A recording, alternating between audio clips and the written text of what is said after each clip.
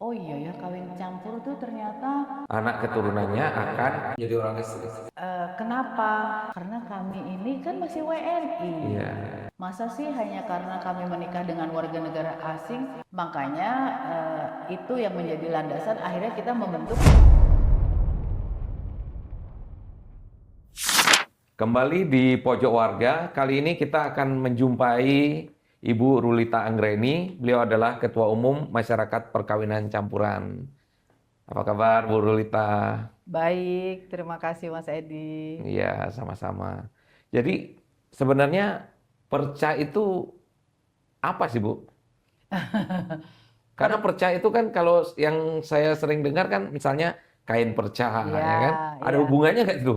Sebenarnya kalau hubungan langsung tidak, tapi Nah, kebetulan memang bisa apa namanya disimbolisasikan juga seperti perca kain yang hmm, tadi Mas Edi bilang. Jadi kalau perca itu sendiri kita singkatan ya Mas ya ya, dari ya, Masyarakat Perkawinan Campuran Indonesia. Perca Indonesia, kenapa jadi perca Indonesia gitu ya ya, intinya?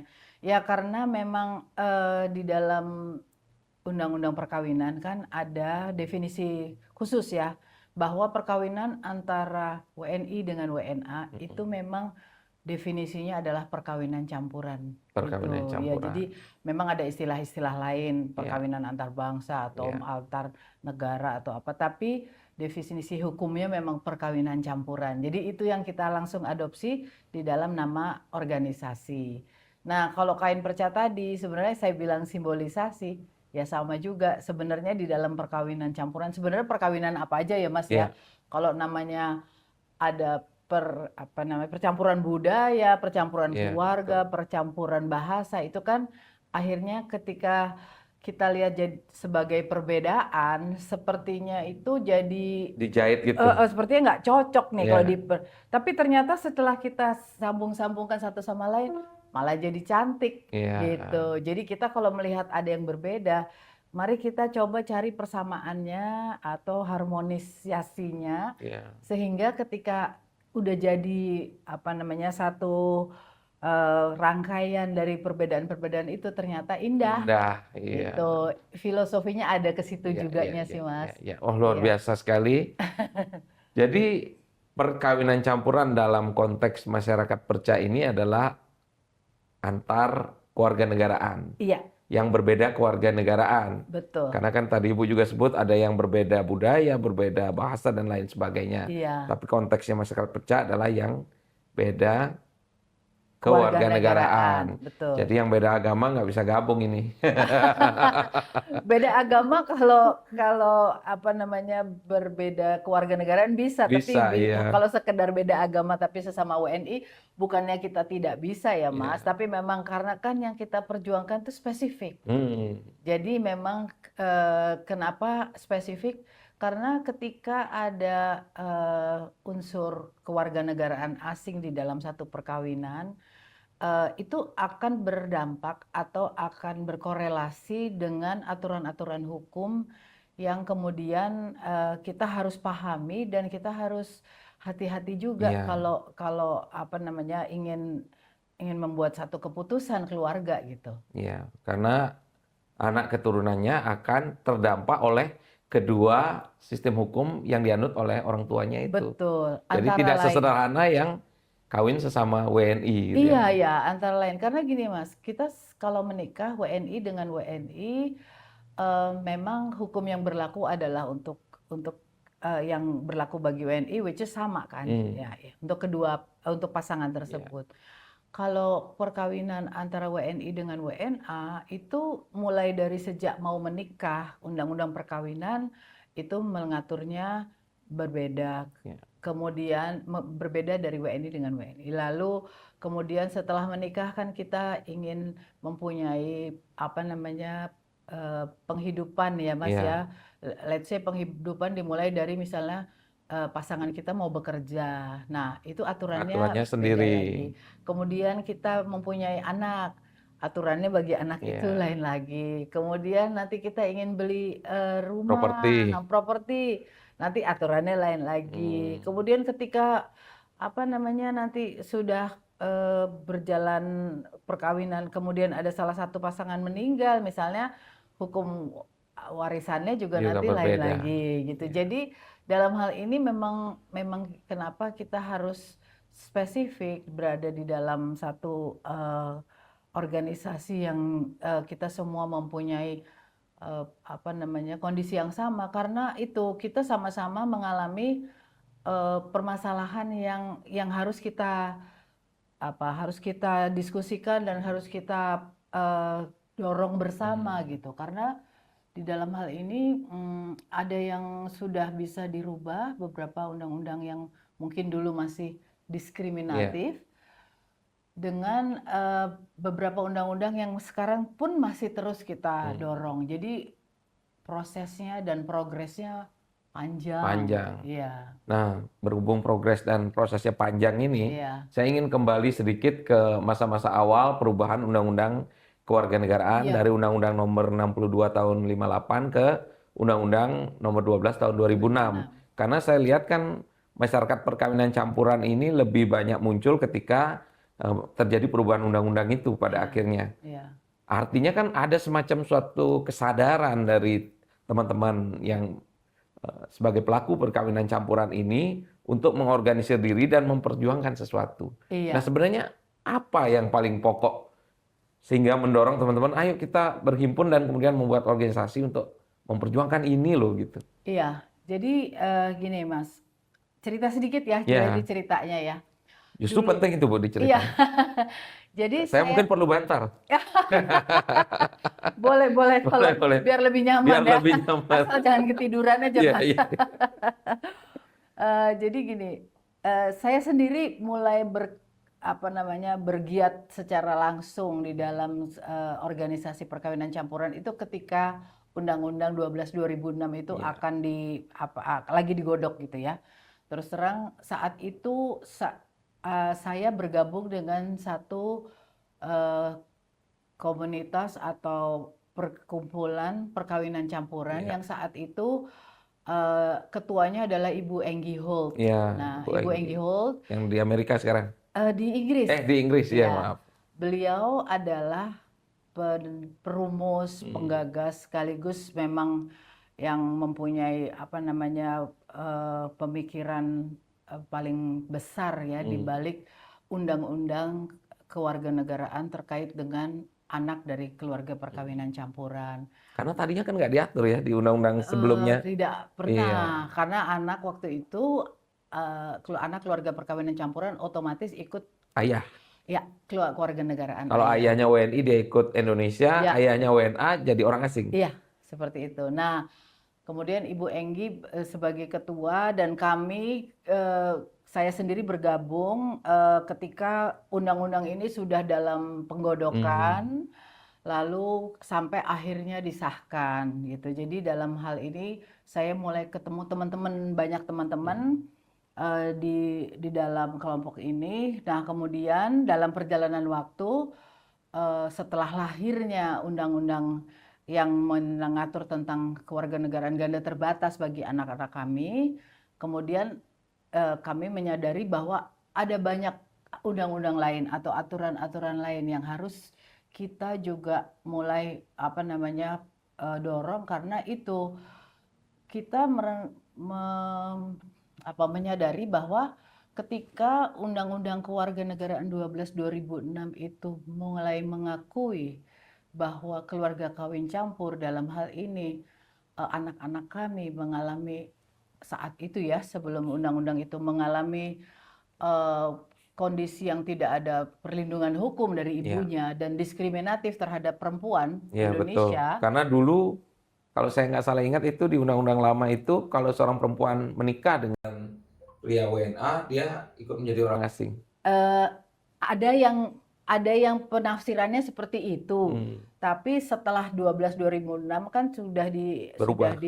sudah ditetapkan bahwa itu hanya berlaku apabila memang si perempuannya diwajibkan tapi dia menolak gitu. Ya, bisa menolak. Bisa menolak gitu. Setelah itu. Iya. Kalau yang 6258 harus. Nah, itu itu ada dua penafsiran saat itu, Oh, Mas. Tapi memang ada kejelasan akhirnya bahwa ketika itu berlaku di 12/2006, selama perempuan yang menolak atau tidak mengambil itu, dia maka tetap dia WNI. tetap WNI gitu. Oke. Nah, kembali lagi, jadi setelah apa namanya Undang-Undang Kewarganegaraan 12/2006 itu, kami kemudian menyadari bahwa masih banyak nih dan kita harus mulai apa namanya memperjuangkan satu persatu karena memang akhirnya dengan adanya apa namanya aturan tentang kewarganegaraan ganda terbatas bagi anak-anak kami juga mulai ada pemahaman mungkin dari pemerintah Iya. dan wakil rakyat dan publik juga gitu bahwa oh iya ya kawin campur tuh ternyata eh, ya Perlu dipikirkan iya, turunannya. dan ternyata memang bagian dari masyarakat Indonesia Iya, juga gitu yang dalam hal ini kita juga perlu mendapatkan perlindungan iya, hukum, juga perlu mendapatkan perlakuan kepastian. yang setara, terutama kenapa? Karena kami ini kan masih WNI Iya, gitu. Kami kan punya hak-hak yang juga harus dipenuhi. Masa sih hanya karena kami menikah dengan warga negara asing, terus kami ikut-ikut diperlakukan seperti orang asing iya, gitu. Jadi makanya itu yang menjadi landasan akhirnya kita membentuk Perca Indonesia iya. gitu. Jadi setelah undang-undang itu kita kumpul bersama, yuk kita bikin karena kita merasa di Perca Indonesia ini dengan dengan perkumpulan yang baru ini, maka kita bisa lebih misi dan visi yang sama tuh bisa kita kita rangkum bersama dan kita jalan sebagai fondasi kita bersama-sama ketika menjalankan organisasi gitu Mas. Hmm. Jadi awalnya di situ, terus setelah Undang-Undang Kewarganegaraan kami Sosialisasi ya ke sosialisasinya, anggota. iya, kalau sosialisasi itu udah kita lakukan dengan sangat dengan sangat luar biasa. Maksudnya kita tuh kan bergerak sendiri, Mas ya, Hmm. nggak ada donatur, Oh, nggak jadi ada modal swadaya apapun juga, semuanya. swadaya. Jadi kita Iya, pokoknya di mana ada kesempatan di awal-awal nih Mas iya. ya, berdiri tuh di mana ada kesempatan kita selalu jadi kayak agent of change gitu loh. Hmm. Jadi kita selalu menjelaskan, bahkan juga mendorong, membujuk, ayo dong, apa namanya, melek sama-sama yuk, kita Hmm. belajar sama-sama, ayo dong ya, bersama Perca yuk, kita apa namanya aturannya udah berubah nih, Hmm. harus apa namanya harus segera Dipahami dulu. daftarkan, dipahami, kemudian anak-anak didaftarkan, Hmm. kemudian di apa namanya diikuti semua Iya. perkembangannya gitu. Jadi alhamdulillah kami bisa apa ya eh, mengalami perkembangan yang cukup Hmm. cepat dan cukup baik sampai hari ini. Iya. Nanti di bulan Mei ini kita akan berusia 18 tahun. Oh, udah luar Ya, biasa itu. lumayan, lumayan. Hampir seumur undang-undang. Iya, iya benar-benar. Iya. Undang-undangnya kan 20 tahun ya yang Iya. kewarganegaraan. Iya, iya. Itu, Mas. Jadi dari Undang-Undang Kewarganegaraan kita masuk ke Undang-Undang Keimigrasian. Waktu itu Hmm. kita mendorong perubahan untuk aturan tentang izin tinggal bagi pasangan Pasangan. WNA dan anak WNA yang sudah dewasa. Oh iya. Kenapa? Karena saat itu sama imigrasi tidak sama sekali mengatur mengenai keluarga kawin campur karena dipikir ya sudah pokoknya WNA yang mau ada di Indonesia Hmm.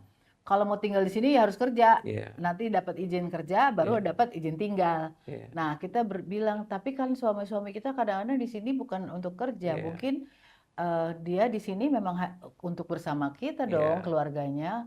Lalu melalui proses-proses yang hampir sama seperti kewarganegaraan, kita ada apa namanya advokasi ke Iya. berbagai pihak, kemudian kita dorong sampai akhirnya disahkan Undang-Undang Imigrasi, akhirnya keluarlah yang pasal 61 di mana apa namanya Pasangan kawin eh, campur. boleh boleh tinggal dan bahkan Hmm. boleh eh, dalam asas penyatuan keluarga, Iya.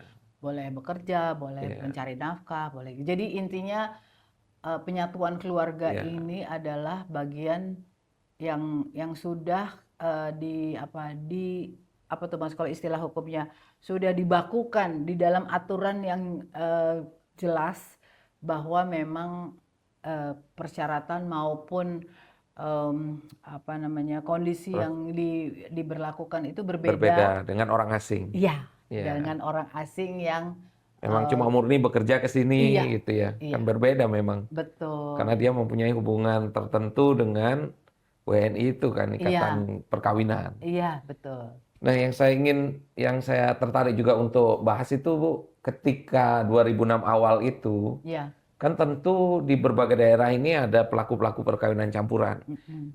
Responnya bagaimana ketika itu, Bu? Kan Perca kemudian mengadakan sosialisasi, tentu sasarannya masyarakat perkawinan Iya, campuran, iya, agar mereka paham ada perubahan undang-undang dan agar mereka tahu apa yang harus dilakukan kepada iya, anak-anaknya. iya, Nah, itu responnya bagaimana, Bu? Karena saya rasa setelah itu tentu Perca makin tersebar begitu ya. betul. Jadi dulu itu walaupun sudah ada HP, Nah, iya sudah betul. ada Saya lupa tadi. eh, Zaman itu kan media sosialnya mentok-mentok eh, nggak seperti zaman sekarang yang em, lebih interaktif kan. nggak sama sekali, Mas. Iya. Saya dulu belum ada WA group ya. Ya, jadi tidak mudah gitu. Ya dulu adanya tuh apa tuh Yahoo Groups ya, Ya, email, ya, ya, email, ya, ya. Yahoo Groups email. Ya kalau kita nggak punya emailnya ya nggak tahu gimana Iya, reach betul. mereka ya. Nah, jadi memang dulu tuh agak susah Mas, soalnya kita bukannya mau apa namanya, Telepon paling ya. kenapa? Ke daerah-daerah telepon. Iya, iya, telepon dan kadang-kadang ya bisa sih pakai pakai email, tapi kan Email, ya. nggak semudah itu ya, Iya, nggak seperti sekarang. iya. Dulu email mana bisa dari HP, Iya, betul. Harus buka komputer. harus buka komputer gitu. Iya. Jadi Laptop pun belum umum kayaknya ya zaman itu. belum, Belum belum. umum ya. Jadi emang agak agak, aduh tantangannya memang besar sih ya. Jadi Yang nggak punya, maaf, Bu, yang nggak punya komputer dia ke warnet dulu. Lebih repot lagi tuh. zaman dulu ada warnet, Iya. Zaman sekarang anak-anak sekarang mungkin nggak tahu itu nggak warnet. tahu. Sudah tutup semua. Betul, Oke, betul. Bu, lanjut, Bu. Iya, jadi iya, jadi waktu itu memang susahnya gini, Mas, bukan hanya anggota-anggota atau pelaku-pelaku perkawinan campuran saja yang nggak paham atau susah ya di reach out, Hmm, tapi petugas-petugas, pejabat-pejabat di daerah pun banyak yang masih punya pe- mindset lama. mindset lama dan masih punya penafsiran atau pemahaman yang berbeda. Ah, Jadi itu tuh kesulitannya luar biasa. Jadi hmm, saya ada temen nih, bahkan nggak usah ngomong di daerah ya hmm, Mas ya. Dia di Malaysia. Dia jadi punya anak 4. Dia tinggal di Malaysia karena bekerja. iya. Nah, dia itu udah ke KBRI, Hmm. sudah bilang bahwa dia mau mengurus mengenai Anak apa berkeluarga anak-anak ganda. anak-anaknya yang 4 orang itu. Iya, Petugas KBRI-nya masih tidak bingung. paham, bingung, dan akhirnya dia sampai putus asa. Dia bilang ya udah deh nanti aja saya urus kalau saya balik ke Indonesia deh. Soalnya di sini nggak ada yang ngerti kata dia. Hmm, Nah kan jadi kalau kayak gitu sebenarnya ini memang apa namanya bukan hanya karena dari sisi masyarakatnya atau keluarga pelaku perkawinan campurannya saja yang tidak paham, bahkan pejabatnya pun atau petugasnya pun juga tidak paham di ya, lapangan ya. gitu. Jadi kesulitannya waktu itu Mas. Jadi akhirnya makanya kejadian waktu yang diberikan 4 tahun untuk anak-anak yang lahir sebelum 2006 untuk mendaftarkan itu kan jadi terlewati Iya. Mas. Banyak yang Karena tidak efektif di awal itu ya. banyak sekali karena alasannya ya alasan yang memang masuk akal, tapi kalau secara hukum akhirnya dibilang ya sudah kan Iya, memang aturannya begitu. Jadi akhirnya yang kita kasihan tuh korbannya pasti ya si iya. anak-anaknya kan gitu. Karena waktu berjalan terus. Betul, ya ada yang orang tua tidak tahu, ada yang orang tua tahu tapi tidak paham gimana caranya, Hmm, ada orang tua yang memang tahu dan sengaja bilang, aduh gak apa-apa deh, anak saya nggak usah diurus. diurus, biar Hmm, aja dia jadi asing. asing. Padahal sebenarnya kalau kita menyayangkannya adalah itu kan adalah fasilitas yang Iya. diberikan, hak yang diberikan. Jangan memikirkan dari sisi orang tuanya Hmm, saja, tapi dari si anak. Kalau anak itu diberikan penuh haknya yang memang sudah disiapkan atau disediakan, artinya kan anak itu akan punya opsi yang lebih Iya, banyak gitu betul. loh Mas, itu. Jadi ya gitu, jadi akhirnya kesulitan yang paling utama adalah masa 4 tahun itu, Hmm, yang akhirnya banyak terlambat. melahirkan anak-anak yang luput, Hmm. ya terlambat. Luput dari pasal yang mewajibkan mereka untuk mendaftarkan diri sebagai objek anak berkewarganegaraan ganda. Betul. Sehingga ketika selesai, ya menjadi orang asing. Iya, betul. Jadi itu adalah apa namanya konsekuensi yang harus dipikul oleh si anaknya gitu ya. Dan kalau saat ini perca sebarannya di mana aja, Bu? Yang Nah, paling banyak di mana gitu? kalau paling banyak ya memang kita bicara mengenai apa penyebaran orang asingnya juga Oh kan ya. ya, kalau Biasanya gitu saya bisa tebak-tebak Jakarta, Bali. iya, sebenarnya saya yakin pelaku perkawinan campuran itu ada di mana-mana. Ada di mana-mana, Ya, cuman betul. kan konsentrasi di mana apa mayoritas mereka berada tuh biasanya dikaitkan dengan apa usaha Ya, atau pekerjaan yang ya, memang banyak tersedia untuk orang asing gitu. Ya, kita bicara memang di Indonesia ini tentunya provinsi-provinsi yang besar. besar ya kayak Jakarta udah pasti, Jawa Tengah banyak Hmm, juga Jogja, Jawa Timur, Bali ya. gitu. Bahkan di provinsi Batam, Hmm, Batam juga banyak. Bahkan di provinsi yang lain seperti eh, Balikpapan ya, hmm, itu kota ya Balikpapan ya, provinsinya apa ya namanya? Kalimantan Timur ya, timur. Timur ya, ya. Nah itu juga banyak apa pelaku atau keluarga perkawinan campuran Hmm. gitu. Tapi saya yakin banyak di mana-mana juga pastinya banyak sih Mas. Terus kalau sekarang-sekarang ini kan banyak investor dari Tiongkok dan Iya, iya. perusahaan-perusahaan Tiongkok banyak. Meningkat nggak sih, Bu, jumlah perkawinan campuran dengan Tiongkok itu? Kalau jumlah perkawinan campuran saya yakin pasti meningkat Hmm, dengan adanya bukan hanya karena investasi dari negara tertentu, tapi dari globalisasi. ya, interaksinya Iya, makin iya. mudah ya sekarang.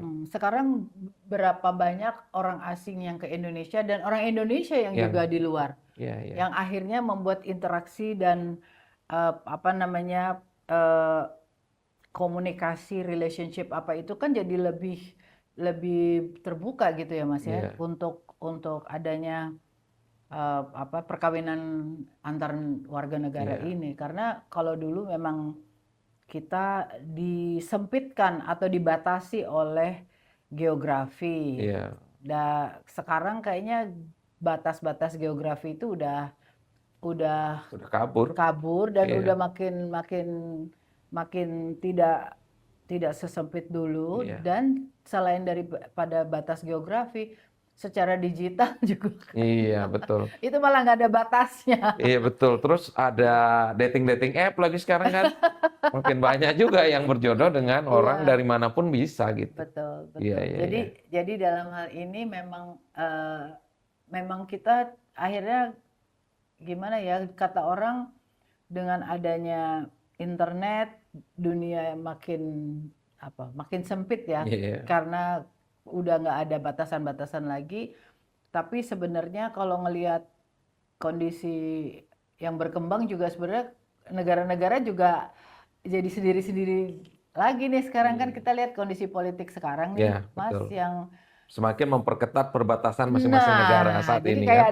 kayak ada apa tuh kayak ada Siklus. siklus Iya, atau ada kayak ironisnya juga iya, gitu loh betul. sementara di satu sisi kita nggak ada batas tapi sekarang nih mulai dibatas-batasin Batas lagi lagi. juga nih nah Iya. ini saya rasa peran aturan hukum akan sangat penting ya Hmm, karena betul.